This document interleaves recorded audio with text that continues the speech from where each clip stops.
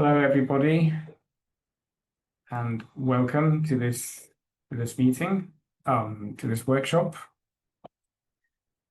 in our ALBA-IBRO series from Declaration to Action. My name is Miguel Marval, and I'm the chair today. Can everyone hear me okay? Does anyone have a problem? Okay, great. Thank you. So I'm going to start off by saying something about ALBA. So I'm sure that many of you in the audience are familiar with what ALBA is. It's a network of brain scientists that was created with the aim of fostering diversity, equity, and inclusion, in particular in the brain sciences. And there's over 2,000 members now across the world. Even this workshop has participation from across the continents. And we want neuroscientists, fellow neuroscientists, to be advocates and allies with EI, to be able to learn from each other's experience, to share, therefore, data and best practices and resources, and to recognize each other's contributions. And hopefully through these activities, we'll be able to achieve better visibility, better development, and better representation to neuroscientists who are currently from underrepresented groups across the world. And there's several ways in which you can get involved with this. You can become a member, you can sign our declaration, of which more in a second, and you can, of course, host events such as this one or others, and join one of our working groups. And ALBA is supported by the Federation of European Network Societies. In fact, as says here, formerly we act as a division of FENS, and is also supported by the International Brain Research Organization, which is set up with the idea, among other things, of supporting the career development and giving opportunities for neuroscientists at all career stages across the world. And this is done both by facilitating participation in events and through facilitating travel and visits through IBRO's Exchange Fellowships program and neuroscience training grants and other activities. And the journals that underwrite IBRO have a policy of ensuring or at least fostering fair and inclusive publishing, and that's true across the world, supporting open access and across all areas of neuroscience. And you can use the QR code if you want to find out more. So, talking more specifically about the ALBA Declaration, this was launched in 2021 by the group of people of colleagues who founded ALBA and got it going in the first place. And the idea is that this can be a resource for helping people carry out concrete, positive actions in the service of equity, diversity, supporting each other, and particularly colleagues from underrepresented groups to progress in their careers. And it focuses particularly on implicit bias. As you can see, there's a section called "We Are All Biased, What Can We Do?" and also on culture in the workplace, understood in the widest sense. So in the sense of what we can do with workplace culture to facilitate a sense of belonging, but also to make sure that career structures are as fair as possible, as inclusive as possible, and provide equity. So as part of this, there's a whole bunch of resources linked to the declaration webpage on the ALBA webpage. And if you want to sort of go through these, you can see, for example, that if you click on the bias section, there's a whole set of bullet points, of headings, and each of those actually links to a whole set of resources online that you can use to perhaps help you on your way to achieve these things in your lab or your organization. And so, for example, if you click on the raise awareness item, you would reach this webpage, which talks about some of the issues, suggested actions, and importantly, provides a whole list of links to resources online. And we try to update these resources and so if you look at a timeline for how this has progressed, the declaration launched in 2021. The tips and resources were originally launched in 2022, thanks to the work of our colleagues.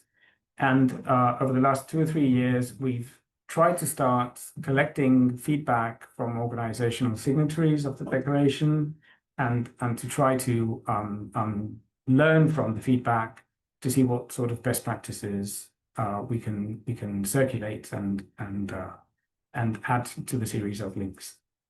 And so as part of that, this year we're running this From Declaration to Action workshop series, which tries to facilitate dialogue among its participants on what works for them in their labs, in their organizations, what's good practice, what isn't good practice, what resources can be shared, and so on. And we've had already one of these workshops on recognizing and mitigating bias in selection.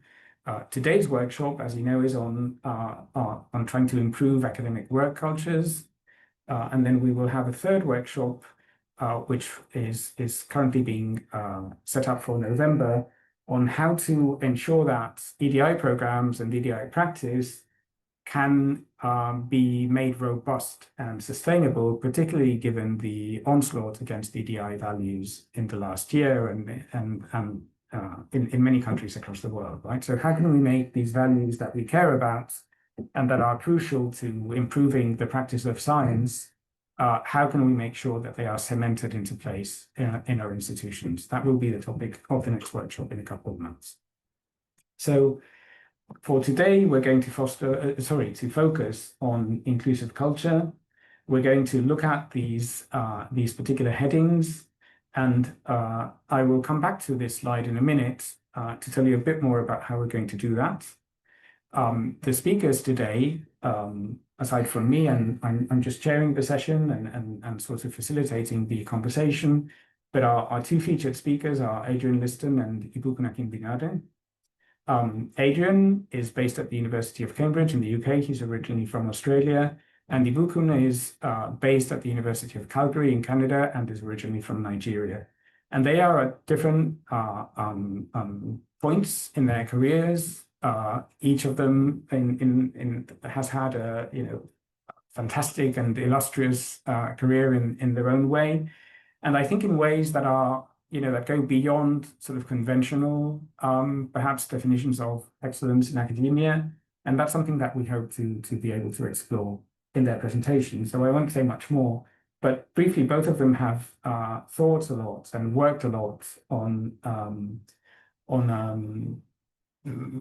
what it means to have a more inclusive and a better workplace culture, which then translates into a better research culture as well.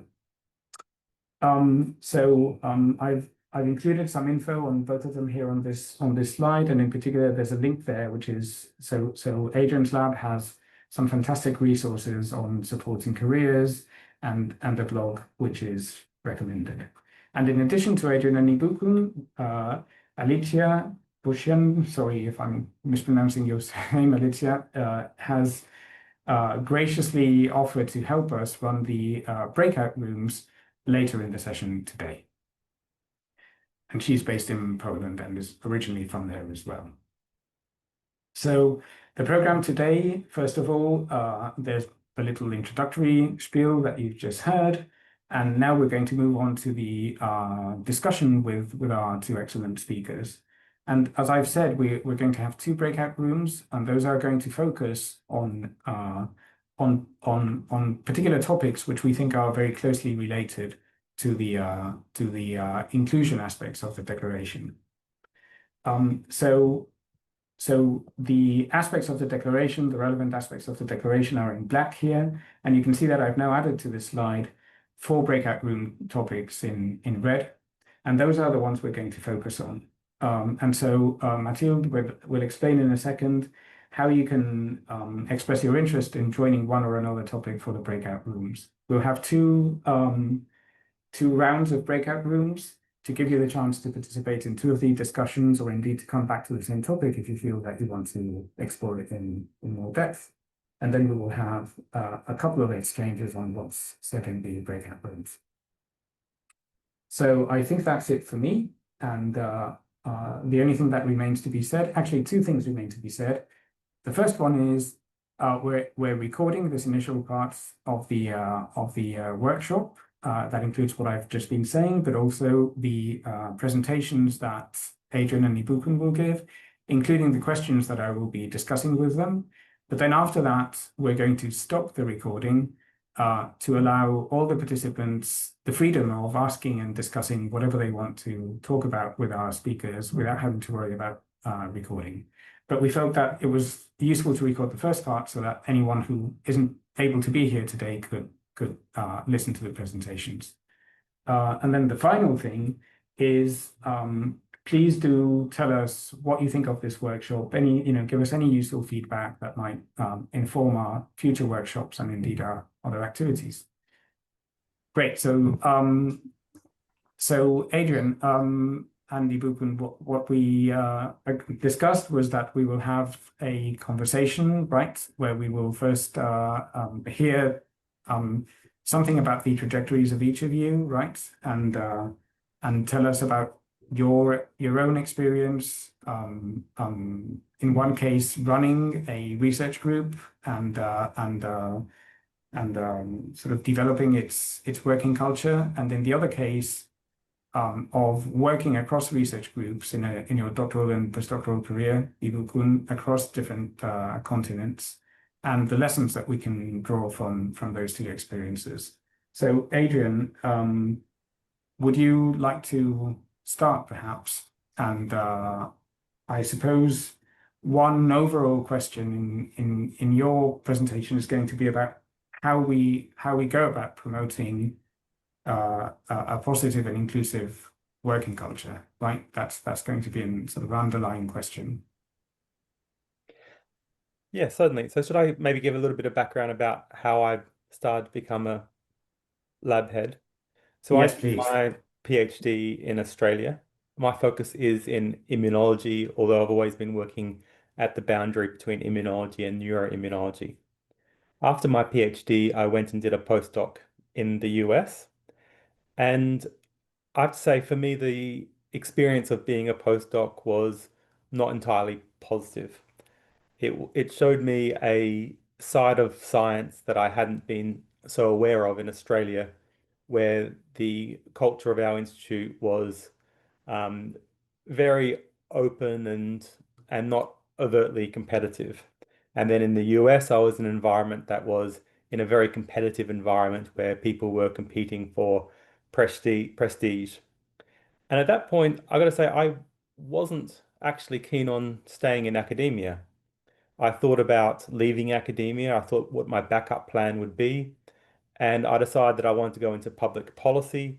So during my postdoc, I started doing a master's in public health as a part-time um, career backup on the idea that once I got my master's, I would then transition out of academia and go into public policy. Now, I did that master's, and I gotta say, it was interesting, but I wasn't as enthusiastic about it as I was about science.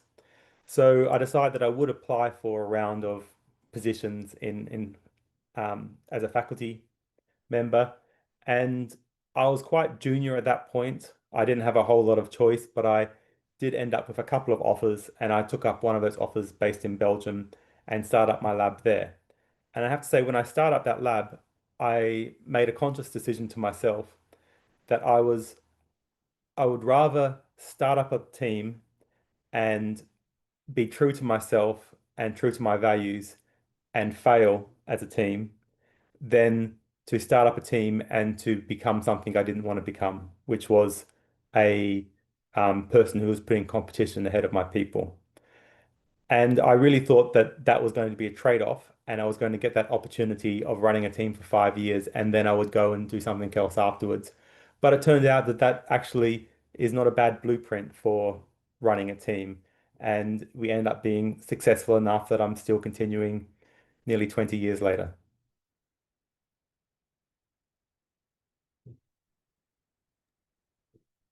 So, so Adrian, I mean, so you made that decision on first, kind of the point where you remember making that conscious decision was on first starting the lab and sort of informed by your experience in the States and so on, right? Yes, I gotta say I had quite a positive experience in my PhD. Now I can look back at my PhD days and see that the environment that I was in was very good for me, but it wasn't actually good for everyone. And I think that is actually a key message that I would say is that there's no such thing as a great environment for everyone. There are environments that work for particular people, and you have to have your eyes open and when you're going into an environment about is this the right environment for you? But that was the right environment for me. So I didn't really see the issues that arise except through other people's eyes. And then when I moved over into a lab that wasn't the right fit for me, I started to appreciate the difficulties, and it made me reflect more on the culture of science, the values of science, how structures lead to particular outcomes. Now, it took a long time between realizing that structures and policies are important and actually trying to get that right because it does take time to work your way through your own mistakes and start to align your policies and align your lab with your values. So what was the initial sort of set of actions? Was it about recruiting people and being mindful about how you were recruiting specific people to specific positions?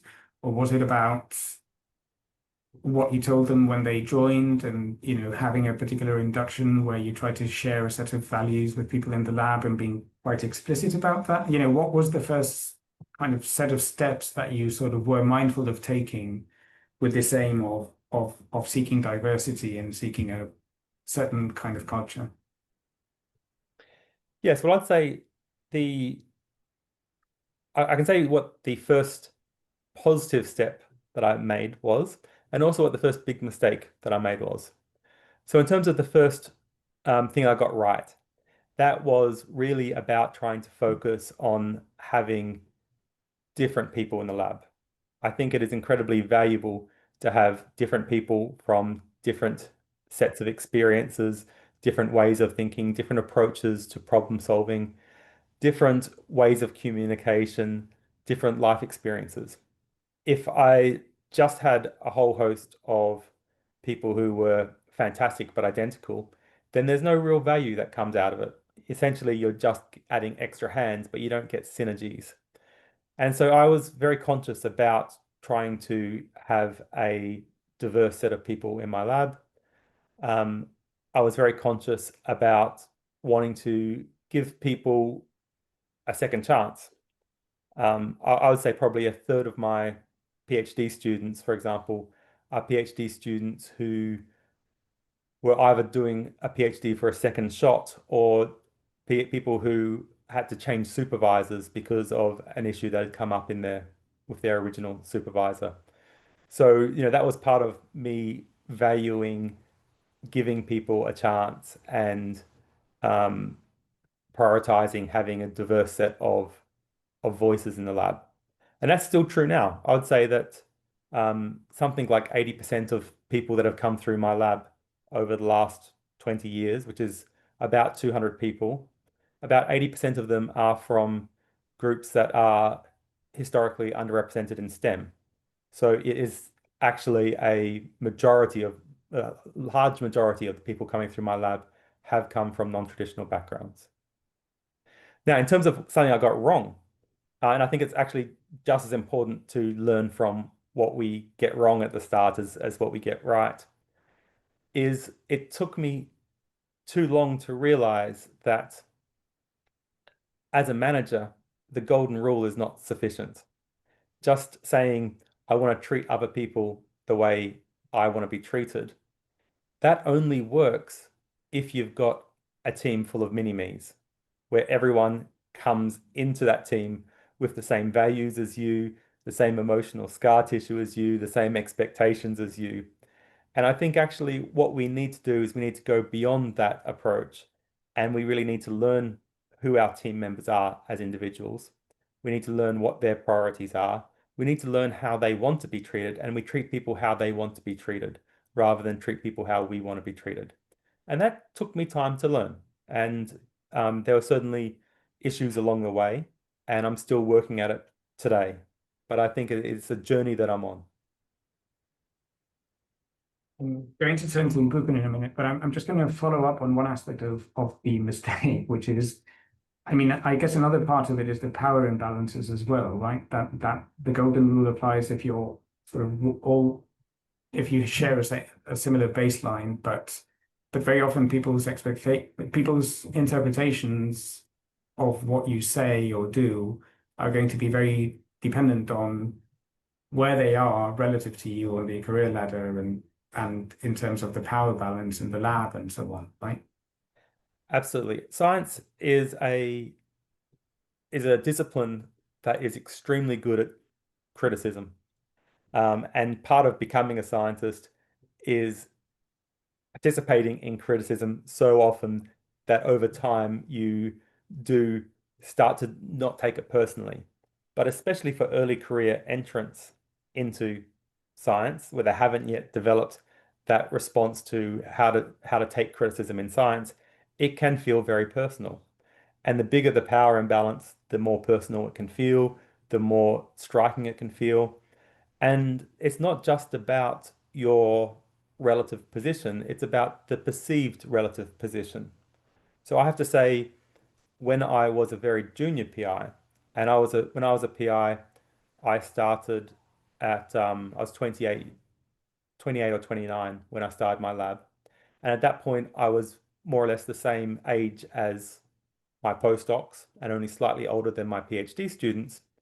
And at that point, I think I had more trouble with um, perceptions of authority, that I wasn't always taken as seriously as I'd like. Now my role in the lab is exactly the same. I'm still the PI. I still have postdocs and PhD students. They're the same age. I'm a lot older. And the struggle I have is the opposite direction, that my statements and my comments are taken much more seriously than I would like, and much more importance is placed on them. So I think we do have to constantly assess our position and the perception of our position, and that's going to be influenced both by us and by the person. The culture that they're from might take mild criticism much more seriously than someone else. And I think we have to be aware of that, and we have to modify our approach to the person. Thanks, Adrian. So we're gonna come back to some more questions later, but I also wanted to start the conversation with Ivo-kun. And meanwhile, as I said, we're going to start the discussion between the three of us, so that we can stop recording later and take questions from the audience. But in the meantime, everyone's very welcome to write questions in the chat, and we'll be able to see those questions, and some we can address in real time, and some we can come back to, when we open the discussion to everyone in on audio as well. So, Ibuken, would you like to start off by telling us a little bit about your sort of career journey and all the various continental and transcontinental stops it had? Yeah, thanks, Miguel, and thanks for the opportunity to participate in this workshop. Yes, like you rightly mentioned at the introduction, I've had the opportunity to work in 3 continents and across 5 countries. So I would say my knowledge regarding inclusivity with respect to the scientific environment has evolved from a more naive perspective to a more from a very naive perspective to a more knowledgeable perspective. I mean, I don't know it all, but at least I know a bit better. So my sojourn into science started, well, after my master's degree in Nigeria. I was fortunate to get employed as a lecturer in Nigeria, and I was also trying to carry out my doctoral program. So the challenge I had was I had the burden to have a more wholesome training with respect to my doctoral dissertation. So I quickly realized that what I was doing in Nigeria was not sufficient for me. I mean, we have individual perspective as regarding our expectations. I wanted a I wanted more exposure with respect to science. So I'd been seeking opportunities to work in other laboratories outside Nigeria. And so I applied to a couple of places. And I also got involved in attending workshops, some from IBRO and some from the Train in Africa. And so I got the opportunity to visit a lab in France, which was the first challenge I encountered with respect to cultural inclusivity. So I went, I mean, the excitement was high because this was the first time I got the opportunity to visit another lab. So I quickly realized getting there that I could have made more inquiries before actually making that final decision of moving. Because the first thing I realized was the environment itself. I went at the peak of winter, which was from someone from Nigeria, was quite challenging for me. Next was how to navigate my way in the laboratory environment. It was also quite challenging because the lab was going through some transitions. Some students were finishing.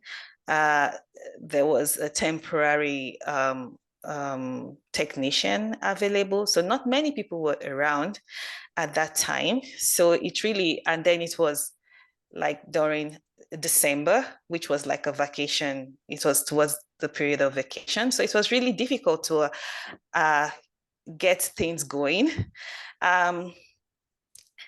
But then, yeah, so I realized I needed to reach out to people more. So, which is the first point I wanted to bring with respect to how cultural inclusivity can evolve. The first thing is having an awareness of your needs and knowing how to address them. So I was then fortunate to meet some people who were able to really, like, they took their time out to help me with my needs. To cut the long story short, my stay in France didn't yield the expectations I wanted with respect to my career path because I also faced personal challenges back home. My supervisor passed away, and there was really it was quite challenging for me at that time to because the reason I moved was to do my bench work in France and then come back to Nigeria to defend and then continue working in Nigeria. But at that time, because my supervisor in Nigeria passed away, I didn't have at that time the support or adequate advice on how to navigate that path. So at that time, the only option I had was it's either I return to Nigeria and face whatever consequences are there, or I look for other opportunities in Europe. So I started applying to other programs, and that's how I moved to Portugal. I was fortunate to be in an environment which was actually more culturally aware, more inclusive. One aspect I also haven't mentioned is that I had a son who was barely a year old at that time, who had to stay. I mean, I had limited financial resources as well. So I had to live in Nigeria while I worked, tried to get things done in France. But then getting the PhD admission in Portugal was really, by that time I had a better understanding of what it takes to do research. And I realized I cannot do like a 5-6 year program without having my son with me. So I spoke with the school, and they were willing to provide the necessary support to ensure that I had my son working with me, which is the second point. Is like, if I had never asked, if I didn't ask, I wouldn't know that I could actually get this opportunity. So I had to make that take that step, and actually that opened up more opportunities for others, because other women after me, there was a lady in particular that came from Cape Verde, who also had a daughter, and she had that opportunity to actually run a PhD program, having a child with her. Can I interrupt you for a moment to ask you something, just based on these experiences you're telling us, and which I think is, we can come back to later, but is maybe worth keeping in mind. And it's based on those experiences and the fact that, you know, one place turned out to be a supportive place for you to do your work and develop your career, and the other one, you know, one of them was supportive, the other one wasn't. Thinking back, what were the initial signs of a supportive lab environment, you know, and how would that inform what you will do, you know, in your next step when you're setting up your own lab? Does that make sense as a question? Do you see what I mean? I mean, thinking back, was there a sign that you could have detected, or something that you were looking for to say, yes, this place is gonna work for me, or that kind of makes you realize that you have good, I guess, chemistry or a good vibe about whether a place is going to work for you? Yes, I think one thing I would have done at that time was to speak with people in the lab, even though there were not many people around. I would have, so at that time, I only had the opportunity to speak with the PI, which, as we know, might have a different perspective as to what a lab environment should entail. I could have asked to speak with other people, like other lab members, to have a more wholesome perspective as what to expect. And if that, you know, like what Adrian mentioned, that not all environments are suitable for you, to know if that particular environment was suitable, you know, for me. So that was, one thing that was missing in my decision to choose where to go. And so taking that, as I moved towards my postdoc, I had that opportunity to not only speak with the PI, but also speak with other lab members. And that gave me a better idea of what to expect, and if if the culture of the lab aligned with my expectations of a work environment. But sorry, I interrupted you. Do you want to fast forward to I kind of have now summarized everything. Okay. That that my so the knowledge I gained from working in those two environments, where one I was not as ideal for me and the other was very much ideal for me, gave me a more informed spurred a more informed decision on my choice of lab, of where to do my postdoctoral training. So, I mean, so far, both of those places are located in, you know, in countries where these are public research institutions, which hopefully would have the resources to set up, for example, extra support for people with children. So it's a combination of having the right attitude, having a supportive research culture, but also having resources to be able to implement these things, right? So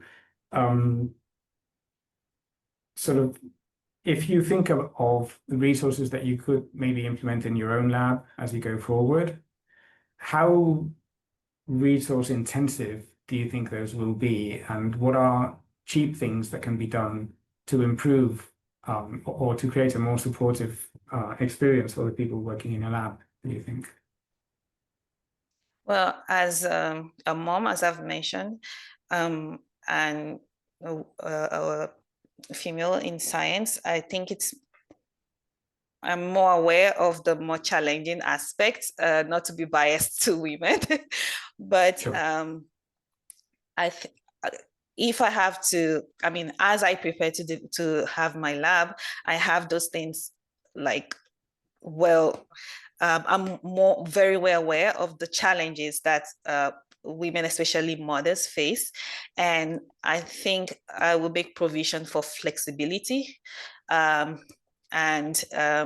to try to emphasize having a work life balance.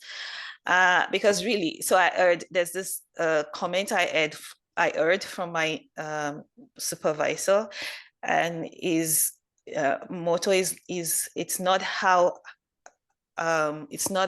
intense your work is, it's how efficient your work is. So the fact that there are women that have children, it doesn't make them less efficient at what they do. In fact, on the positive side, it gives them the ability to manage their time more effectively, because it's apparent that they have more time constraints on what they can do. So it helps, time management.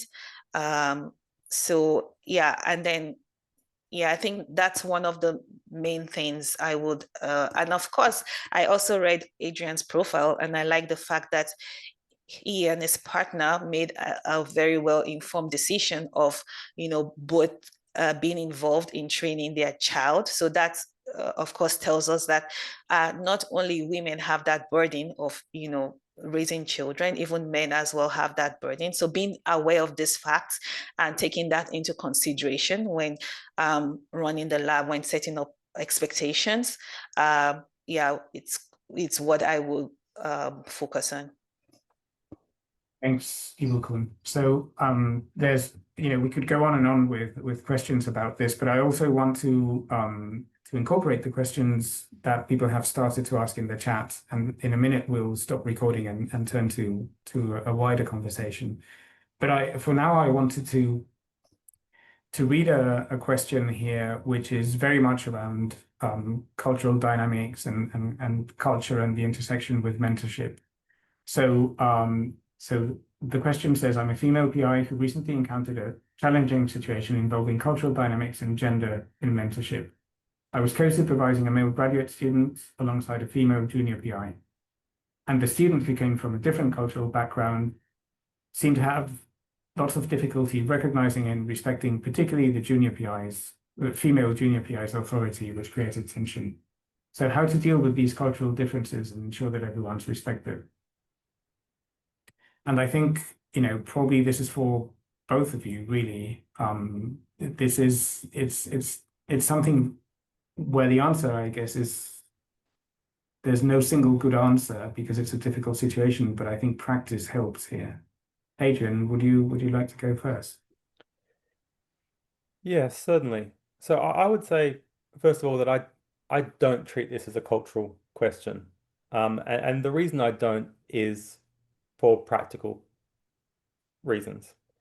If you have a bad experience with someone from a particular country and you treat it as a cultural question, you are then assuming that other people from that same country are going to carry with them similar behaviors. And I find that to be quite an unhealthy assumption and an unhealthy dynamic to set up and running in the lab. So I try to treat everyone as individuals, and when there are problem behaviors, I treat it as an individual problem behavior rather than treating it as a cultural problem, or as a cultural difference. So I guess there are a few things that I would say here. One is that there is one of the advantages in academia tends to be that we pick our own team. Now, it's not always the case. We do end up having people that we've inherited from different programs. But I think because we are often in picking our own team, we can look for these types of problems in advance. we can look for how people treat others with respect. It's useful for new people, new prospective people in the lab to meet with other people in the team and get feedback from other people in the team. And sometimes you will get feedback such as, we had a recruitment round for PIs, and one of the pieces of feedback that came back about a particular PI was from the receptionist saying that that prospective PI treated them like rubbish. That was a very clear piece of evidence for us that we were able to incorporate into our decision-making process. Now you can do that the same in your team. The other point that I'd make is that there is a particular vulnerability for junior PIs, which is that lack of authority. And it does come from missing the visible signs. Ultimately, there's not a whole lot of difference between a postdoc and a junior PI in terms of how they look. They've got the degree, but they have very different roles in the lab. And it doesn't mean that everything has to be taken as being authoritative, but their authority in particular aspects of the lab does need to be recognized. Now, the best way to help junior PIs is to have senior PIs lend them their authority. So when senior PIs, when they publicly put up junior PIs as being experts, when they talk about how wonderful it is to recruit these new experts, how fantastic that new grant is, the value of that paper, when they promote the virtues of a junior PI, then and when they do that publicly, it is a very clear signal to everyone around that this junior PI has got authority because they have got the respect of people that are at a senior level. So I think one of the things that you can do is get that loaned authority from senior people in the lab. Now, ultimately, if you have this type of unhealthy dynamic, someone needs to sit down and talk to the person involved, and that person needs to understand they need to fix this behavioral issue, or they need to look for another position. It's just not acceptable. Now, that can be you talking to them directly, or it can be, again, you turning to someone more senior and having that more senior person say, look, I've seen the way that you're interacting with your PI, and I'm letting you know that I think that's disrespectful. So it really should be coming from them saying that they see it as disrespectful, rather from them saying, my PI says that you're disrespecting them. And I think that can be a helpful wake-up call to someone who has got those respect issues. But it's a tricky situation. Thanks, Adrian. Ibukun, would you like to add to the answer? Yes, but I feel like I don't have enough information regarding the disrespect that the graduate students demonstrated, because if we refer to cultural background, is it the way the person is speaking, or is it the person's attitude?